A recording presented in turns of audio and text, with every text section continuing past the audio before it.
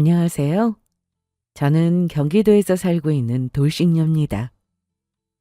오늘 제가 이렇게 사연을 쓰게 된 계기는 얼마 전 남편이었던 인간과 시모였던 인간을 우연히 만나게 되었기 때문인데요. 정말 오랜만에 그들을 보게 됐습니다. 아니, 정확히는 20년 만이었죠. 얼마 전 일이었습니다. 주말 오후였어요. 날씨도 화창하고 기분 좋은 날이었습니다. 딸 셋과 함께 근처 상권을 둘러보고 있었어요. 요즘 새로 생긴 카페들도 구경하고 옷가게도 둘러보면서 즐거운 시간을 보내고 있었죠. 큰딸은 간호사로 일하고 있고 둘째는 회계사 준비를 하고 있습니다. 막내는 대학생이에요. 셋 다 바쁜 와중에도 시간을 내서 엄마랑 나들이를 나온 거였습니다. 딸들과 함께 걷는 게 이렇게 행복할 수가 없었어요. 20년 전만 해도 상상도 못했던 일이죠. 그렇게 걷고 있는데 길가에서 한 무리의 사람들이 고성을 주고받는 모습이 보이더라고요. 처음엔 그냥 평범한 다툼인가 했습니다. 요즘 세상에 길거리에서 싸우는 사람들이 어디 한둘인가요? 그냥 지나치려고 했어요. 그런데 가까이 다가갈수록 익숙한 뒷모습이 보였습니다. 등 뒤의 윤곽이 서 있는 자세가 묘하게 익숙했어요. 그 순간 제 발걸음이 저절로 멈춰졌습니다. 설마 했죠. 아니겠지. 이 넓은 서울 근교에서 그 사람들을 만날 리가 없잖아요. 하지만 가까이 다가가 보니 제 예감은 틀리지 않았습니다. 거기 서 있던 사람들은 20년 동안 연락 한 번 없던 전 시모와 전 남편이었어요. 믿기지 않았습니다. 둘은 서로를 향해 삿대질을 하며 누구 탓이냐고 소리치고 있었어요. 길 한복판에서 말이죠. 주변 사람들이 다 쳐다볼 정도로 큰 소리였습니다. 네가 그 여자를 들였잖아. 다 네 잘못이야. 엄마가 좋다고 했잖아요. 아들 낳을 수 있는 여자라고. 시모였던 사람은 얼굴이 퉁퉁 부어 있었고 주름도 깊게 파여 있었습니다. 20년이라는 세월이 그 사람을 많이 늙게 만들었더군요. 전 남편은 다 큰 어른답지 않게 길 한복판에서 고함을 치고 있었습니다. 머리는 반백이 되어 있었고 허리도 굽어 있었어요. 옷차림이며 표정이며 예전에 그 잘난 티는 온데간데 없었습니다. 말 그대로 거지꼴이었어요. 구겨진 옷에 때가 탄 신발, 흐트러진 머리. 20년 전 그렇게 잘난 척하던 모습은 어디에도 없었습니다. 딸 셋은 뭐지? 하는 얼굴로 저를 보았고요. 큰딸이 물었습니다. 엄마, 아는 사람이야? 싸움은 구경하는 것도 싫어하는 사람이 오늘은 왜 이렇게 집중해서 보는 거야? 저는 그냥 웃었습니다. 세상 참 돌고 돈다는 생각이 들었어요. 그렇게 서로 니 탓이라고 싸우는 모습을 보니 어쩐지 마음 한구석이 묘하게 시원해졌습니다. 누가 봐도 남루해진 둘의 모습 때문인지 괜히 속이 다 시원하더라고요. 복수는 제가 직접 하는 게 아니라 세상이 대신 해주는 거였나 봅니다. 그 장면을 보는 순간 자연스럽게 20년 전 기억이 떠오르더라고요. 딸 셋을 품에 안고 울면서 집에서 쫓겨나던 그날이요. 아들 못 낳는다고 손가락질 받던 그날. 쓸모없는 딸들 데리고 꺼지라던 그날. 그 모든 순간이 파도처럼 밀려왔죠. 그때는 정말 힘들었는데 앞으로 어떻게 살아야 할지, 딸들을 어떻게 키워야 할지 막막하기까지 하더라고요. 하지만 지금 이 순간 제 옆에는 건강하고 예쁘게 자란 딸들이 있고 저는 성공한 사업가가 되어 있었습니다. 그래서 이렇게 얼마 전 일어난 그 장면에서부터 저의 오래된 이야기를 시작해 보려 합니다. 이야기는 20년 전으로 거슬러 올라갑니다. 당시 저는 26살이었어요. 남편은 2살 많은 28살이었고요. 남편은 중소기업에 다니는 회사원이었습니다. 승진도 빠른 편이었고 회사에서도 인정받은 직원이었어요. 미래가 밝아 보였죠. 저도 꽤 이름 있는 회사에서 대리로 일하고 있었습니다. 커리어도 쌓이고 있었고 상사들한테도 인정받고 있었어요. 앞으로 더 올라갈 수 있다는 기대도 있었죠. 그리고 문제의 시댁도 사는 곳은 여유로운 편이었어요. 시부가 작은 규모지만 사업을 하고 있었어요. 제조업 쪽이었는데 꽤 안정적으로 운영되고 있었습니다. 시모는 재테크 쪽으로 일가견이 있었어요. 부동산 투자도 하고 주식도 하고 그렇게 재산을 불려왔다고 자랑하곤 했죠. 실제로 시댁은 꽤 넓은 집에 살고 있었고 경제적으로 여유가 있어 보였습니다. 친정도 없는 편은 아니었어요. 엄마 아빠 2분 다 교직에 오래 계셨습니다. 엄마는 초등학교 교사셨고 아빠는 중학교 교사셨는데 2분 다 정년까지 근무하셨죠. 워낙 검소하게 사셨고 알뜰하게 살림을 하셔서 모아둔 돈이 꽤 됐습니다. 비슷한 환경에서 자란 저희는 연애 2년 만에 결혼을 하게 되었죠. 남편은 연애할 때만 해도 정말 괜찮은 사람이었어요. 데이트할 때도 배려심이 있었고 말투도 부드러웠습니다. 제가 힘든 일이 있으면 들어주기도 했고 위로도 잘해줬어요. 친정 부모님도 남편을 마음에 들어 하셨습니다. 성실하고 착한 사람 같다고 하셨죠. 저 역시 이 사람이면 괜찮겠다 싶었습니다. 행복한 가정을 꾸릴 수 있을 것 같았어요. 하지만 문제는 결혼 이후부터였습니다. 정확히는 결혼식이 끝나고 신혼여행에서 돌아온 직후부터였죠. 결혼하자마자 시모의 임신 압박이 시작됐어요. 신혼여행에서 돌아오자마자 전화가 왔습니다. 얘, 임신 준비는 바로 할 거지? 우리 집이 아들이 귀한 집안이라 하루라도 빨리 아들을 낳아야 한다. 괜히 준비되면 낳는다. 이딴 말도 안 되는 계획 세우지 말고 얼른 임신부터 해. 알겠니? 혹시 임신 소식은 아직이지? 당황스러울 수밖에 없었죠. 다짜고짜 임신 압박이라니. 전혀 생각지도 못한 일이었어요. 거기에다 신혼여행 다녀온 지 일주일밖에 안 됐는데 임신 소식을 물으며 기대에 찬 시모의 목소리를 들으니 기가 막히더라고요. 그래도 그때는 그냥 옛날 사람이라 그런가 보다 했습니다. 나이 드신 분들은 다 그렇게 생각하시잖아요. 아들을 중요시 여기고 대를 잇는 것을 중요하게 생각하시는. 그래서 그냥 그러려니 하고 넘어갔어요. 하지만 시모의 전화는 거기서 끝이 아니었습니다. 일주일에 3-4번씩 전화가 왔어요. 매번 전화 올 때마다 하는 말은 같았어요. 임신, 병원, 소식이었죠. 그리고 결혼한 지 반년이 되어가던 어느 날 시모는 저에게 일을 그만두라고 하더군요. 너 그러지 말고 일 그만두거라. 내가 보기엔 회사 다니느라 피곤해서 임신이 안 되는 것 같아. 그러니까 회사 그만두고 병원 다니면서 임신부터 준비하거라. 네? 아무리 그래도 회사까지 그만두는 건 아닌 것 같아요. 회사 다니면서 병원 다녀도 되고 저도 일 계속하고 싶어요. 지금 일이 중요하다고 생각하니? 아들 하나 있는 집에 시집 왔으면 당연히 떡두꺼비 같은 아들부터 낳을 생각을 해야지. 참말 말고 내가 시키는 대로 해. 당황스러웠어요. 제 일을 좋아하고 만족하는 것도 있긴 했지만 곧 승진을 앞두고 있던 터라 더 아깝기도 하더라고요.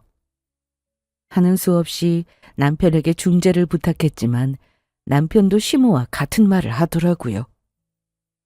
어차피 출산하면 회사 그만둬야 하지 않아? 그러지 말고 엄마가 시키는 대로 지금 그만두고 임신 준비부터 제대로 하자. 나도 하루라도 빨리 아기 낳고 싶어서 그래. 당연히 섭섭했습니다. 하지만 남편도 그렇게 말하니 제 마음대로 할 수가 없겠더라고요. 아이 생각이 전혀 없었다면 끝까지 우겨서 일을 했겠지만 저도 아이는 가지고 싶었으니까요. 결국 결혼한 지 1년도 되지 않아 회사를 그만두고 임신 준비를 시작했어요. 그리고 3개월 뒤 임신을 하게 되었습니다. 드디어 엄마가 되는구나 하는 기쁨에 남편은 물론이고 시댁에도 알렸어요. 그런데 시모의 반응은 기쁨보다는 확인이 먼저였습니다. 나는 태몽 꾼 게 없는데. 너는 있니? 아들 같은 느낌이 있어? 아니요. 저도 태몽 안 꿨고 아들 느낌이 뭔지도 모르겠어요. 이제 임신 5주 차인데 그냥 좀 피곤한 거 말곤 다른 느낌도 없어요, 어머님. 이제 곧 애 엄마가 될 사람이 그렇게 무뎌서야. 하여튼 꼭 아들이어야 한다. 밤마다 빌어 아들 낳게 해달라고 말이야. 이것이 본격적인 아들 타령의 시작이었습니다. 임신 사실을 알고 난 후 시모는 날마다 전화가 와서 어떠냐고 묻더라고요. 오죽했으면 시모의 전화 때문에 스트레스가 쌓여 유산이라도 하는 것은 아닐까 걱정이 될 정도였죠. 이런 제 우려와 달리 시모는 아랑곳하지 않고 계속 연락이 오더라고요. 그렇게 괴로운 시간이 지나 드디어 성별을 알게 되는 날이 왔어요. 시모는 병원까지 따라오는 극성을 보이더라고요. 검사가 끝나고 의사 선생님께서는 성별을 말씀해 주셨습니다. 엄마 닮아 예쁘겠네요. 축하해요. 네, 딸이었습니다. 딸이라는 사실을 알자마자 시모는 다시 검사해보라고 소리를 질렀어요. 딸? 그럴 리가 없어요. 그러지 말고 다시 한번 검사해 주세요. 아들이어야 하는데 다시 한 번만 봐달라고요. 저보다 더 당황한 의사 선생님은 몇 번이고 확인해봤지만 지금은 딸로 추정된다고 하더라고요. 시모의 표정은 급격하게 굳어졌고 저에게 말 한마디 하지 않고 진료실을 나가버리더군요. 얼마나 민망하고 황당한지 이게 도대체 무슨 경우인가 싶더라고요. 아들이면 더없이 좋았겠지만 저는 딸이어도 상관없었거든요. 성별이 뭐가 중요한 거예요? 건강하기만 하면 되는데. 하지만 시모는 딸이라는 사실이 큰 실망을 하게 된 듯 했죠. 그날 이후 시모는 저에게 연락을 뚝 끊었습니다. 어쩌다 시댁에 가도 임산부인 저에게 배려해주기는커녕 일만 더 많이 시키더라고요. 일부러 손이 많이 가는 음식을 해달라고 하지를 않나. 산더미처럼 설거지를 쌓아놓고 저에게 다 하라고 하지를 않나. 괴롭히는 방법도 여러 가지였습니다. 화가 나지 않았다면 거짓말이겠죠. 화는 났지만 임신 중이기도 했고 출산을 앞두고 큰 소리가 나게 하고 싶지 않더라고요. 그렇게 첫째를 출산하는 날 시모도 병원에는 왔더라고요. 딸이어도 첫째다 보니 시모의 입장에선 억지로 온 듯 표정은 좋지 않았어요. 큰 고통 속에 출산을 하고 온 저에게 수고했다는 말은커녕 딸을 보고도 한 번 웃지도 않고 한숨만 쉬다 돌아가더라고요. 아, 이 한마디는 하셨네요. 몸은 괜찮니? 후처치는 잘 된 거지? 곧장 둘째 가져야 하니까 몸 관리 잘하거라. 둘째는 아들이어야만 해. 알겠니? 제 몸이 걱정되어서가 아닌 곧장 둘째를 낳아야 하기에 몸 걱정을 하는 것이었죠. 딸을 품에 안아 가장 기쁜 날. 그게 무슨 초치는 소리인지 그땐 화가 나기도 했습니다. 그렇게 폭탄 같은 말을 남기고 간 시모는 점점 심한 둘째 압박을 해왔습니다. 조리원에서 나온 지 이틀도 되지 않아 아들 타령을 시작했죠. 아들이라면 지긋지긋해하면서도 오기도 생기더라고요. 그까짓 아들 낳고야 말겠다고요. 차근차근 몸을 관리하며 첫째가 돌이 지나던 해에 임신을 하게 되었어요. 첫째 때와 마찬가지로 하루가 멀다고 연락이 와 아들이냐고 물었죠. 거기에다 간섭은 첫째보다 더 심해졌어요. 쉰 것을 먹으면 딸이라느니 배 모양이 어떠하느니 얼굴에 기미가 생기면 딸이라느니 온갖 미신을 들이대며 저를 괴롭혔습니다. 남편도 이번엔 다를 거라며 기대에 부풀어 있는 듯 했어요. 설마 첫째가 딸인데 둘째도 딸이겠어? 이번엔 아들 하나만 낳고 우리 네 식구 잘 살아보자. 알겠지? 아들 하나만 낳으면 엄마 간섭도 좀 덜 할 거야. 남편은 저를 북돋아 주겠다고 한 말이었겠지만 전혀 위로가 되지 않더라고요. 아들을 낳으면 그때부턴 시모의 다른 간섭이 시작될 것이 뻔해 보였으니까요. 하지만 우선은 그 아들 압박에서 벗어나고 싶은 마음이 더 컸습니다. 그렇게 시간은 흘러 둘째 성별이 나오는 날이었어요. 모두가 아들을 바라고 있었지만 의사 선생님 입에선 이번에도 딸이라는 말이 나왔죠. 시모는 그 말을 듣자마자 저를 잡아 끌고 다른 병원으로 데리고 갔어요. 세 곳의 병원에서 딸이라는 말을 듣고 나서야 시모는 저를 놓더니 그대로 혼자 차를 타고 가버리더군요. 물론 저도 아들이 아니어서 실망하긴 했습니다. 하지만 딸이어도 소중한 건 매 한 가지였어요. 그런데 시모가 그런 반응을 보이니 점점 화가 나더라고요. 거기에다 남편까지 딸이란 소식을 듣고 똥 씹은 표정으로 한숨만 쉬는데 꼭 제가 죄인이라도 된 기분이었죠. 그렇게 2살 터울로 딸아이를 출산하게 되었어요. 시모는 아예 병원에도 오지 않더라고요. 대신 전화가 와 이런 말을 하더군요. 몸은 괜찮지? 병원에서 나오는 대로 조리원에 가지 말고 집에 가서 몸조리 하거라. 친정에서 하든지. 딸 낳는데 뭐 큰일이라고. 그 큰 돈 주고 조리원까지 가. 그냥 집에서 해, 집에서. 셋째 바로 가져야 하니까. 그 점은 명심하고. 저는 대답도 하지 않고 전화를 끊어버렸어요. 그리고 조리원도 갔습니다. 시모가 주는 돈으로 가는 것도 아니었고 친정 부모님이 주신 돈과 제가 가지고 있던 돈으로 가는 것인데 굳이 시모의 말을 들을 필요도 그 눈치를 볼 필요도 없다 생각했으니까요. 제가 조리원에 갔다는 소식에 시모에게서 연락이 왔지만 그 어떤 연락도 받지 않았어요. 몸조리하러 들어온 조리원에선 좋은 생각만 하고 좋은 말만 들으며 온전히 회복에 힘쓰고 싶었거든요. 그렇게 조리를 끝낸 저는 둘째 딸과 함께 집으로 돌아왔어요. 아무것도 모르는 첫째 딸도 동생이 이뻐 그 고사리 같은 손으로 조심조심 둘째를 대하는데 남편은 그저 한숨만 쉬더라고요. 참다 짜증이 치솟은 저는 남편을 향해 화를 냈죠. 적당히 좀 해. 나라고 딸만 낳고 싶어서 낳은 줄 알아? 그리고 애들이 무슨 죄가 있다고 애들 볼 때마다 한숨을 그렇게 쉬어? 당신이 그러고도 애들 아빠야? 아니, 난 아들이었으면 얼마나 좋았을까 하는 생각이 들어서 그렇지.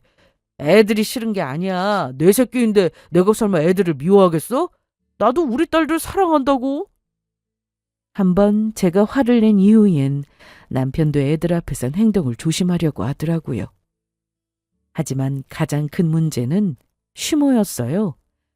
집으로 돌아온 지 몇 달이 지났을 무렵 시모가 집으로 찾아왔더라고요. 둘째 출산 이후엔 연락도 없던 사람이 말이에요.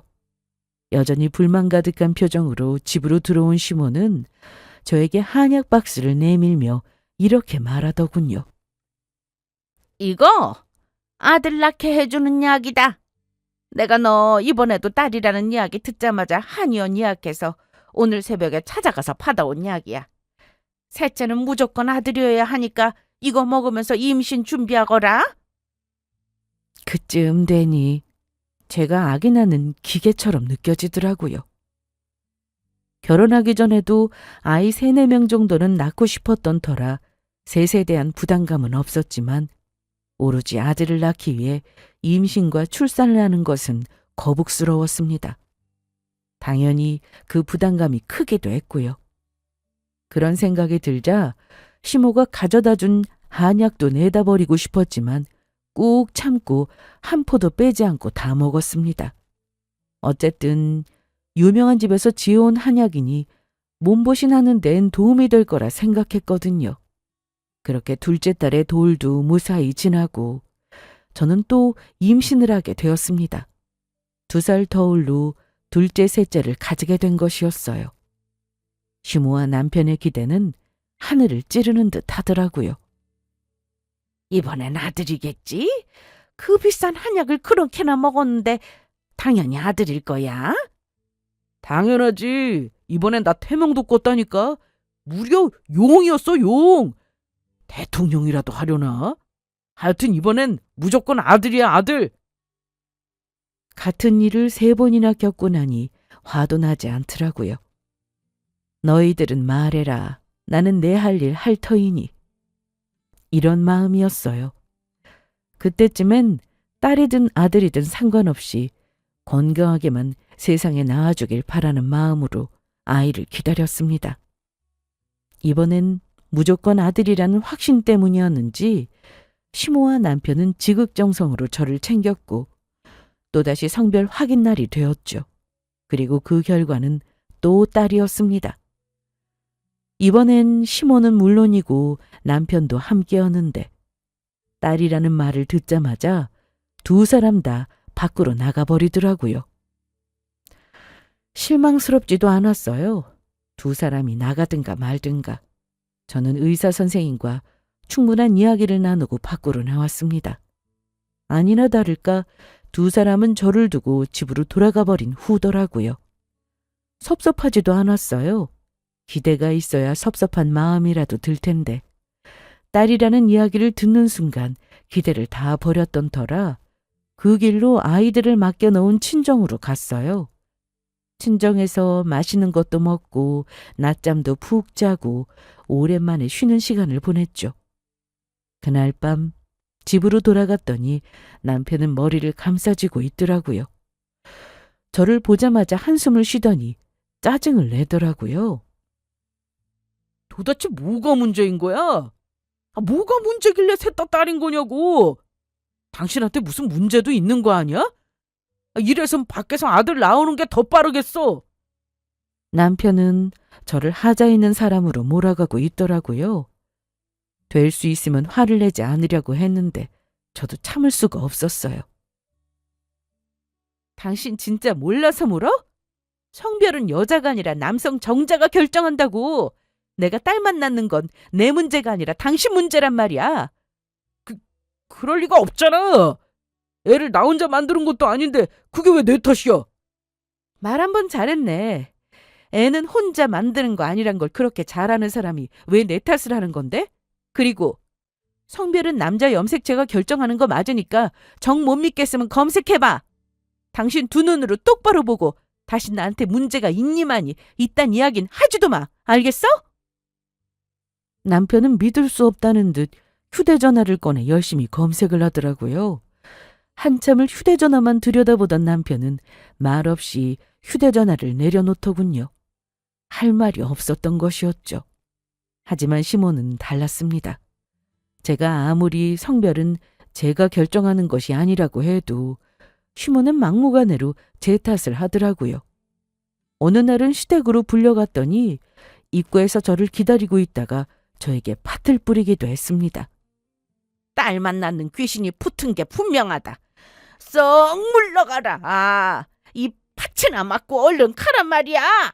어디 귀한 집 대를 끊어놓으려고. 팥까지 맞고 나니 참을 만큼 참았다는 생각이 들었어요. 시모는 여전히 팥을 뿌리며 저에게 뭐라고 했지만 저는 그 말을 다 무시하고 뒤돌아섰습니다. 제가 시모가 원하는 대로 가만히 있지 않으니 시모는 저를 부르며 화를 내더군요. 넌 뭐하는 짓이야? 얼른 똑바로 못 써? 이파 다 뿌려야 한단 말이야. 팥을 뿌리려거든 저 말고 아범한테나 뿌리세요. 그리고 앞으로 저 부르지도 마세요. 어머님 말씀대로라면 저한테 귀신이 붙은 건데 이렇게 오가다 귀신이 어머니께 붙으면 어떻게 해요? 제가 어머님한테 팥을 뿌릴 수도 없는 노릇이고 서로 너무 곤란하잖아요? 하여튼 불러도 오지 않을 거니까 그런 줄 아세요. 뒤에서 시모의 고함 소리가 들려왔지만 뒤돌아보지도 않고 그대로 시댁을 나왔습니다. 저의 이런 행동은 시모의 입을 통해 당연히 남편에게도 전해졌고 그날부터 저희 사이엔 찬바람이 쌩쌩 불었어요. 딸들에게도 신경을 쓰지 않기 시작했죠. 그런 것들은 상관없었어요. 어차피 남편에게 바라는 것이 없었으니까요. 그런데 어느 순간부터 생활비를 제대로 주지 않더라고요. 반복되는 임신과 출산으로 복직도 어려운 상황인데 생활비조차 주지 않으니 그건 문제가 됐습니다. 저 혼자라면 알바라도 해서 생활을 하겠지만 아이가 셋이나 됐으니까요. 여보, 애들하고 나한테 무심한 건 그렇다 치더라도 생활비는 줘야 하는 거 아니야? 애가 셋이나 되는데 어떻게 생활비도 제대로 주지 않을 수가 있어? 줬잖아. 지지난번 달에. 그것이면 됐지. 딸만 셋인 집안에 무슨 생활비가 다달이 들어? 생활비에 아들, 딸이 무슨 상관이야? 그리고 당신은 이 집 사람 아니야? 당신이 주는 생활비엔 내가 쓰는 목도 있다고! 하여튼 이번 달부터 생활비 제대로 주지 않으면 당신 카드로 막 써버릴 테니까 그런 줄 알아. 정지시키면 다른 카드를 훔쳐서라도 쓸 테니까 이번 달부터 생활비 똑바로 넣어. 남편은 대답 대신 잔뜩 화난 얼굴로 그 자리에서 생활비를 입금해 주더라고요. 당연히 받아야 할 생활비인데 이렇게 감정 소모를 하며 받아내야 하니 저도 지쳐갔습니다. 이혼? 당연히 생각하게 되었죠. 하지만 무려 10년 가까운 세월을 일도 하지 않았던 제가 딸 셋을 데리고 홀로 서야 한다는 두려움이 항상 제 발목을 잡았어요. 거기에다 딸들에게 저런 아빠라도 남겨두고 싶기도 했고요. 그렇게 다시 한번 마음을 다잡고 지내는데 이번엔 남편의 행동이 이상해지더라고요. 어느 순간부터 퇴근이 늦어진다 싶더니 늦을 때마다 묘하게 여자 향수가 풍겨왔어요. 회사에 여자 직원들도 있을 테니 그러려니 하려고 해도 매번 똑같은 향만 풍겨오니 의심스러울 수밖에 없더라고요. 거기에다 아무렇게나 올려놓던 휴대전화를 신주단지 모시듯 귀하게 여기는 태도를 보며 분명 무언가가 있단 생각이 확 들었어요. 의심은 끝도 없이 생겼고 결국 저는 남편의 차 블랙박스를 확인하게 되었습니다. 아니나 다를까 그곳엔 남편의 외도 장면이 적나라하게 찍혀 있더라고요. 상대방은 남편의 회사 동료로 유부녀였습니다. 그것도 아들 둘이나 있는 애엄마였죠. 아닐 거라고 하면서도 어쩌면 외도일 수도 있겠다고 생각했지만 직접 그 장면을 보니 충격은 이루 말할 수 없을 정도로 컸습니다. 상간녀를 바라보며 쥐어 보이는 남편의 따뜻한 미소도 충격이었지만 두 사람의 대화가 더 충격적이었어요. 자기는 어떻게 아들만 낳았어? 우리 집에 사는 여자는 낳았다면 딸인데 그러면서 어찌나 당당한지 딸만 낳는 게 내 탓이라고 하더라니까. 정말? 그 여자도 참 대단하다. 손귀한 집에 시집가서 아들 하나 못 낳으면 나 죽었소 하고 살아야지. 어디서 큰 소리래? 자기도 그런 여자랑 살기 피곤하겠다. 내 말이 역시 우리 자기랑은 말이 잘 통한다니까. 그래서 말인데 나 닮은 아들 하나 낳아주는 건 어때? 자기가 낳아주기만 하면 집에 있는 여자가 잘 키워줄 건데. 뭐? 말이 되는 소리를 해. 임신하면 배도 나오고 출산도 해야 할 텐데 남편한테는 뭐라고 그래? 아, 맞다. 그러면 이혼하고 나랑 재혼해. 그러면 되겠네. 꼭 아들 때문이 아니라 진짜 자기 같은 여자랑 살고 싶어서 그래. 잘 생각해봐. 자기도 남편보단 내가 더 좋으니까 이러고 있는 거 아니야? 농담인 듯 이야기했지만 남편은 아예 이혼할 생각도 하는 듯 했어요. 함께한 세월이 있으니 그 눈빛만 봐도 웃으며 이야기하지만 진담인 걸 단박에 알겠더라고요. 손이 덜덜 떨리고 배신감에 눈물이 흘러나오더라고요. 이런 인간을 믿고 이날 이때껏 살았다니. 그동안의 제 세월과 딸들이 안쓰럽기도 했고요. 한참을 울던 저는 눈물을 닦고 블랙박스 메모리 칩을 확보했습니다. 그리곤 곧장 집으로 올라가 자는 남편을 깨웠어요.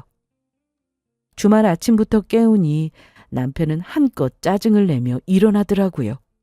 저는 그 뻔뻔한 낯짝에 블랙박스 영상을 들이밀며 물었습니다. 이건 뭐야? 당신 바람 피우고 있었어? 도대체 언제부턴데? 남편은 그제야 온전히 잠에서 깬 듯 눈을 동그랗게 뜨고 휴대전화 화면과 저를 번갈아가며 보더군요. 하지만 그것도 잠시 다시 짜증 가득한 눈빛으로 저를 바라보며 이렇게 말했어요. 왜 남의 차를 뒤지고 그래? 짜증나게! 그리고 언제부터인지가 중요해? 그걸 알아서 뭐하게 달력 보면서 며칠이나 됐나 확인이라도 하려고 그래? 뭐? 당신이 지금 그게 나한테 할 소리야? 당신 바람 피우다 나한테 딱 걸린 거야. 이럴 땐 적어도 사과라도 해야 하지 않아? 사과를 한다고 해서 달라질 게 있어? 난 바람을 피우고 있고 당신은 다 알았고 내가 울고불고 빈다고 해서 있던 사실이 없어지는 것도 아니고 그딴 짓을 왜 해? 당신 진짜 미쳤구나. 어떻게 된 사람이 양심이란 게 없어? 나한테 미안하지도 않냐고! 그래, 미안하다 미안해! 됐어! 짜증 가득한 사과를 한 남편은 자리에서 일어나 방을 나가더니 작은 방에 들어가 문을 잠가버리더군요. 남편의 태도를 보고 있자니 열불이 터지더라고요. 온몸이 떨려오며 눈물도 나지 않았어요. 그저 저 인간을 어떻게 해야 하나 그 생각밖에 들지 않았죠. 생각을 하던 저는 우선 아이들을 친정에 맡기고 왔습니다. 아무래도 큰 싸움이 날 것 같은데 아이들에게 그런 꼴을 보이고 싶지 않았으니까요. 그렇게 아이들을 맡기고 집으로 돌아오니 시모가 집에 와 있더라고요. 남편이 연락을 했던 것이었어요. 시모는 저를 보자마자 삿대질을 하며 화를 내더라고요. 어디 딸밖에 못 낳는 것이 남편한테 화를 내? 네가 그딴 식으로 하니까 우리 아들이 다른 여자를 만나는 거야. 잘못은 네가 다 해놓고 왜 꾸준 우리 아들 탓을 해? 어머님, 지금 그게 할 말이세요? 딸만 낳은 여자는 아범 아내가 아닌 것도 아니고 여전히 저 아범 아내이자 이 집 며느리라고요. 그런 저를 두고 다른 여자랑 바람이 났는데 그게 다 제 잘못이라고요? 그게 말이 된다고 생각하세요? 이것 봐라. 지금처럼 따박따박 말대꾸나 하니까 남자가 바람을 피우는 거야. 알아? 어디서 이딴 게 우리 집에 들어와서 내 속을 썩이는 건지. 저야말로 어쩌다가 이딴 집안에 시집와서 이 고생을 하는지 모르겠네요. 저는 한마디도 지지 않고 맞섰고 시모는 화가 극에 달한 듯 얼굴을 붉히며 고함을 질렀습니다. 뭐야? 이것이 당장 나가거라. 내가 웬만하면 이혼은 시키지 않으려고 했는데 도저히 안 되겠어. 너 때문에 우리 집 대가 끊겼으니 쓸모없는 네 딸들 데리고 당장 꺼져. 아, 네. 어머님이, 아니, 그쪽이 굳이 나가라고 하지 않아도 바람 피운 인간이랑 더 살 생각도 없었네요. 저는 대답과 동시에 짐을 챙겼습니다. 이미 남편의 외도 사실을 안 순간부터 이딴 집안에서 애들을 키울 바엔 이혼이 답이라는 생각을 했던 터라 그 상황이 충격적이지도 않았어요. 거기에다 딸들을 데려다주며 중요한 짐들은 다 옮겨놨던 터라 짐이 많지도 않더라고요. 그렇게 집을 나와 친정으로 갔습니다. 친정 부모님들은 다 괜찮다며 부모님이 도와줄 테니 이혼에만 신경 쓰라고 해주셨죠. 그렇게 부모님의 도움을 받으며 이혼 소송을 준비했어요. 상간녀 소송은 물론이고 시모에게도 위자료를 청구했습니다. 그리곤 소장을 전해줄 겸 남편의 회사로 갔어요. 제 가정을 박살낸 여자의 얼굴을 한 번은 보고 싶기도 했으니까요. 사무실에 도착하니 두 사람은 남의 시선을 신경도 쓰지 않는다는 듯 딱 붙어 이야기를 나누고 있더라고요. 저는 그대로 남편에게 다가가 그 얼굴에 소장을 던져주며 외쳤습니다. 여기 이혼 소장이야. 이혼 사유는 알지? 외도. 그리고 당신이랑 바람난 여자는 이 여자 맞지? 화면이랑 똑같이 생겼네. 아들만 둘이라고 했던가? 어때? 아들 둘은 집에 두고 밖에서 바람이나 피우는 기분이? 남편과 상간녀의 얼굴은 사색이 되었고 주변엔 금세 구경꾼들이 몰려들었어요. 그 누구도 말릴 생각 하나 없이 저마다 웅성거리기 바쁘더라고요. 저에겐 그 웅성거림이 응원처럼 들려왔죠. 하지만 두 사람에겐 그보다 더 큰 망신이 없는 것인지 상간녀는 얼굴을 가리고 남편은 저를 잡아 끌며 쫓아내기 바쁘더라고요. 미쳤어? 회사까지 찾아와서 이게 뭐하는 짓이야? 뭐하는 짓이긴 보면 몰라? 소장 주러 왔잖아. 겸사겸사 상간녀 얼굴도 볼 겸해서 말이야. 일단 나와. 나오라고! 여기서 이러면 앞으로 회사 생활은 어떻게 하라고 이러는 거야? 내가 알 바야? 이제 남남될 처지인데? 나한테 너무 많은 걸 바라지 마. 지금 당장 당신은 물론이고 저 여자 머리채라도 잡아버리고 싶은 걸 가까스로 참고 있으니까. 날 너무 자극하지도 말고 말이야. 하여튼 소장은 줬으니까 잘 읽어보고 변호사 선임하려면 해. 아무리 비싼 변호사를 선임해도 당신한테 유리하게 끝나긴 힘들 테지만. 그렇게 남편의 외도 사실을 동네방네 소문을 내준 저는 그곳에서 벗어났습니다. 저의 이러한 행보는 빠르게 퍼져나갔고 결국엔 상간녀의 남편 귀에도 들어갔다고 하더라고요. 알고 보니 상간녀의 남편은 같은 회사 다른 부서에서 일하는 직원이었어요. 한 회사에 남편이 버젓이 있는데 다른 남자와 외도라니. 상간녀도 참 대단한 인간이다 싶었네요. 하여튼 모든 사실을 안 상간녀의 남편은 남편의 부서로 찾아가 주먹다짐까지 했다고 합니다. 이로써 두 사람의 외도는 그저 소문이 아닌 사실로 굳혀졌고 두 사람은 나란히 회사에서 쫓겨났다고 하더군요. 그 후 소송에서 저는 만족스러운 결과를 얻을 수 있었습니다. 재산 분할은 50%를 받아냈고 위자료도 최대 금액으로 받을 수 있었어요. 그간 남편이 저에게 한 행동, 자녀들에게 한 행동 등이 완전한 귀책 배우자로 낙인을 찍게 만들었죠. 그리고 시모에게서 위자료를 받을 수 있었습니다. 그간 저를 괴롭혀온 문자와 셀 수도 없이 많은 통화 녹음 파일이 큰 증거가 되었죠. 물론 상간녀에게도 위자료를 받았어요. 가장 중요한 양육권도 제가 가지게 되었습니다. 양육비가 문제였는데 남편이 이런 제안을 하더라고요. 양육비는 한 푼도 못 줘. 대신 애들 얼굴도 안 보여줘도 되니까 그런 줄 알고 양육비 포기해. 처음엔 싫다고 했어요. 하지만 곰곰이 생각해보니 그것도 괜찮은 것 같더라고요. 애들 얼굴은 얼굴대로 보여주고 양육비는 주지 않는 상황이 온다면 그것도 스트레스일 것 같아서요. 물론 돈이 아쉽긴 했지만 위자료도 충분히 받았고 재산 분할도 생각보다 많이 받았으니 더는 욕심내지 않고 아이들을 지키기로 했습니다. 이혼 후 전 남편은 상간난 소송 등으로 또 큰 돈이 나갔다고 하더라고요. 그럼에도 전 시댁에 재산이 있으니 한순간에 무너지진 않았습니다. 그 후 남편과 이혼을 한 상간녀는 오갈 데가 없어 전 남편과 함께 살기 시작했다고 하더군요. 하지만 그 새로운 삶도 오래가지 못했어요. 전 시모가 저에게 했던 것처럼, 아니 그보다 심하게 아들 타령을 했다고 합니다. 혼인신고도 제대로 하지 않는 상황에서 아들 압박이 들어오니 상간녀는 이건 아니라는 생각에 석 달을 버티지 못하고 도망갔다는 이야기가 들려왔어요.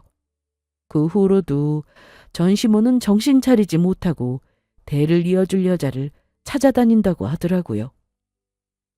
전 남편은 엄마가 뭘 하고 다니는지 신경도 쓰지 않고 두 여자를 놓친 상실감에 술만 퍼마시고 있다고 하고요. 그 소식을 마지막으로 20년이란 세월이 지났던 것이었어요. 그 긴 세월 동안 될 수 있으면 전시댁 쪽으론 발길도 하지 않으려고 했고 번호도 다 바꾸고 친정까지 이사를 하며 연을 끊고 지냈는데 이렇게 우연히 두 사람을 목격하게 될지 저도 몰랐던 것이었죠. 심지어 그런 거지 같은 꼴을 보게 될 거라곤 생각도 못했죠. 그 꼴을 보는데 한편으론 웃기기도 했어요. 생활비를 받지 못해 전전긍긍하던 저는 이제 꽤 규모가 있는 편집숍 사장님이 되어 있었으니까요. 받은 위자료와 재산들을 기반으로 사업을 시작해 20년 동안 부지런히 산 증거이기도 했죠. 물론 딸들도 바르고 예쁘게 잘 키워냈고요. 한마디로 여러모로 성공한 워킹맘이 되어 있었던 것이었죠.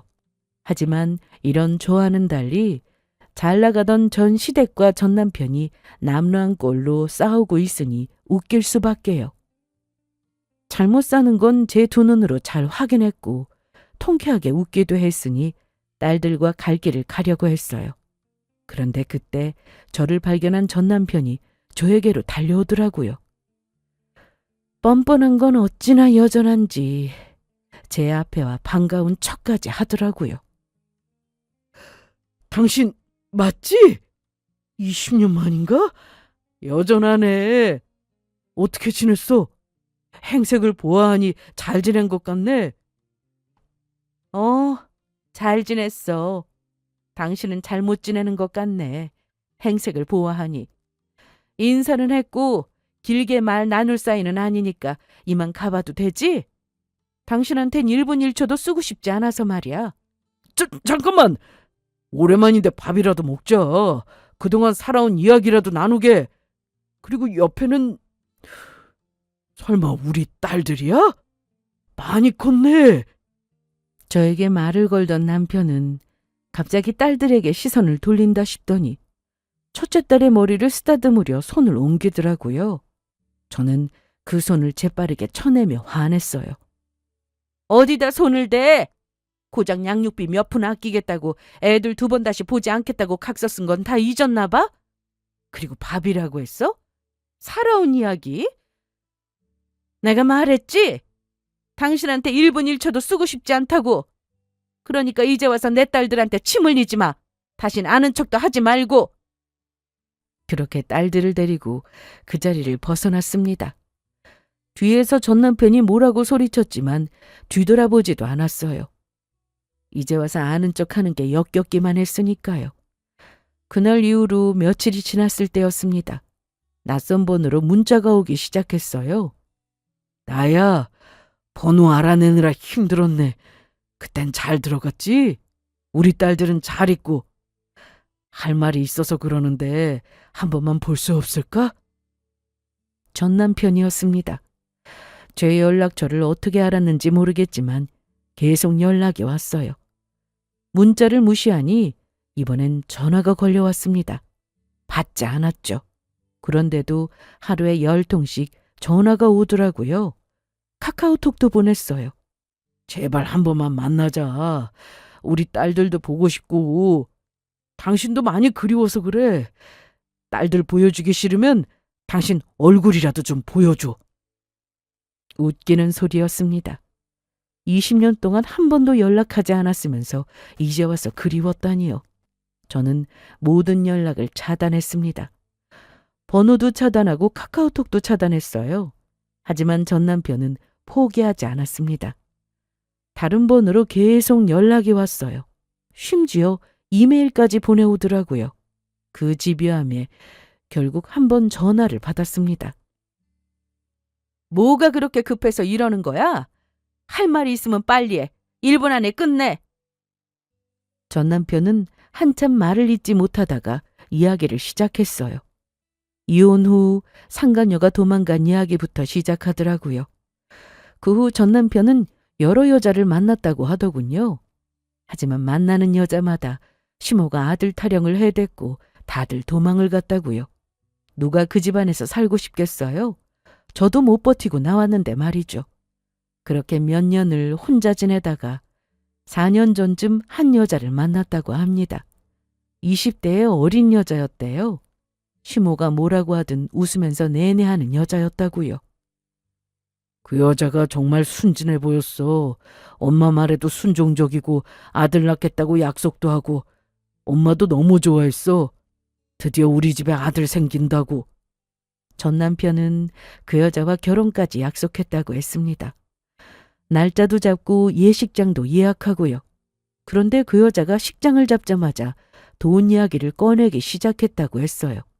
임신을 하려고 회사를 그만둬서 그러는데 카드값 좀 내달라. 생활비를 달라고 돈을 뜯어가더니 시모에게 투자까지 받아갔다고 하더라고요. 평소 재테크에 관심이 많던 시모를 눈여겨봤던 것이었죠. 좋은 투자처가 있다. 수익률이 보장된다고 했다더군요. 지금 생각하면 완전 사기인데 그땐 워낙 그 여자가 잘하니까 그런 쪽으로는 의심도 되지 않더라고. 나는 물론이고 엄마까지 완전히 속았어. 그렇게 시모가 가지고 있던 재산을 거의 다 빼돌렸다고 합니다. 사실 이혼 후 전 남편도 재취업이 잘 안 됐다고 하더라고요. 외도 사실이 알려지면서 회사에서 쫓겨났고 다른 회사 취직도 어려웠대요. 그래서 사업을 시작했는데 이것저것 다 실패했다고 합니다. 첫 번째 사업은 6개월 만에 망했고 두 번째 사업은 1년을 버티지 못했대요. 세 번째 사업도 마찬가지였고요. 그렇게 사업 실패로 돈을 날리고 남은 것도 얼마 없는 상황에서 그나마 시모가 가지고 있던 재산마저 사기를 당한 거였습니다. 전 남편은 울먹이는 목소리로 꾸역꾸역 이야기를 이어나가더라고요. 결혼식 당일이었어. 신부가 안 오는 거야. 전화도 안 받고. 그때 알았어.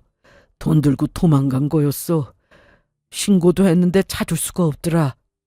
이미 해외도 도망갔다고 말이야. 그래서 지금 우리 집안 완전히 망했어. 그렇게 되고 나니까 당신이 생각나면서 내가 당신한테 무슨 짓을 한 건지 반성하게 되더라. 늦었지만 그땐 미안했어. 저는 아무런 대답도 하지 않았어요. 대화를 하고 싶었던 것이 아니라 전화를 받지 않으면 끝까지 연락이 해올 것 같아 말을 하라고 전화를 받은 것이었으니까요. 그런데 남편 놈의 입에서 기어코 제가 대답을 해야만 하는 말이 흘러나왔습니다. 그때 보니까 당신도 아직 혼자인 것 같은데 우리 다시 시작하는 건 어때? 이번엔 내가 진짜 잘할게. 우리 딸들한테도 잘하고 말이야. 나 그동안 반성 진짜 많이 했어. 다시 시작? 너 미쳤어? 아니, 내가 미친 줄 알아? 그딴 꼴을 당하고 이혼을 했는데 다시 시작? 너 같으면 하겠니? 알아. 당신 나한테 화 많이 난 거. 그런데 잘 생각해봐. 이제 애들도 다 크고 곧 있으면 결혼도 할 텐데 아빠 필요할 거 아니야. 당장 당신 기부만 생각하지 말고 애들 생각해서 다시 시작하자. 어? 야, 애들은 내 뜻이랑 다른 줄 알아? 지난 20년 동안 얼굴 한 번은커녕 연락 한 통 없던 인간이 당신이야. 그런 당신한테 애들이 무슨 기대라도 있을 것 같아? 다들 당신 이야기만 나오면 몸서리칠 만큼 당신 싫어해. 다 망하고 나니까 내가 아쉬운가 본데 나한테 사기칠 생각하지 말고 스스로 알아서 잘 살아. 알겠어? 저는 한바탕 호통을 친 후 전화를 끊어버렸습니다. 그쯤 하면 말귀를 알아들었을 거라 생각했는데 전 남편은 끈질기게 달라붙더라고요. 당연히 다 차단해버렸어요. 그러니 이번엔 전 시모에게서 연락이 오더라고요. 구구절절 전 남편과 마찬가지로 사연팔이나 하길래 그냥 전화를 끊어버렸습니다. 곧장 차단했고요. 연락할 수 있는 모든 방법이 차단당하자 이번엔 집으로 찾아왔더라고요. 어떻게 주소를 알았는지 모르겠지만 문 앞에서 초인종을 계속 눌렀습니다. 나야. 문 좀 열어봐봐. 얘들아, 아빠 왔어. 문 좀 열어. 애타게 저희를 불렀지만 저희는 그 누구도 문을 열어준다거나 대답하지 않았습니다. 대신 경찰을 불러버렸죠. 그 후로도 여러 번 집으로 찾아왔지만 그때마다 경찰관을 만나게 해주었어요. 스토킹으로 신고를 하고 경찰관 분들의 경고에도 계속 찾아오자 아예 연행되어 끌려가더라고요. 애절하게 저희를 부르며 끌려가는 전 남편을 보는데 뿌린 대로 거둔다더니 완전 인과응보라고 생각했네요. 그렇게 한번 호되게 고생하고 나서야 전 남편은 더는 찾아오지 않았습니다. 20년 만에 다시 시작될 뻔했던 악연이 비로소 완전히 끊긴 것이었죠. 그 후 저와 아이들은 잘 지내고 있습니다. 저는 여전히 편집숍을 잘 운영하고 있고 세 딸은 맡은 바 자리에서 최선을 다해 하루하루 열심히 살아가고 있어요. 여전히 애교 많고 심성이 고운 아주 사랑스러운 딸들이랍니다. 저는 앞으로도 소중한 세 딸과 함께 열심히 살아보려고 합니다. 서로 아껴주고 사랑해주며 서로에게 행복을 전해주는 그런 소중한 가족으로 말이에요.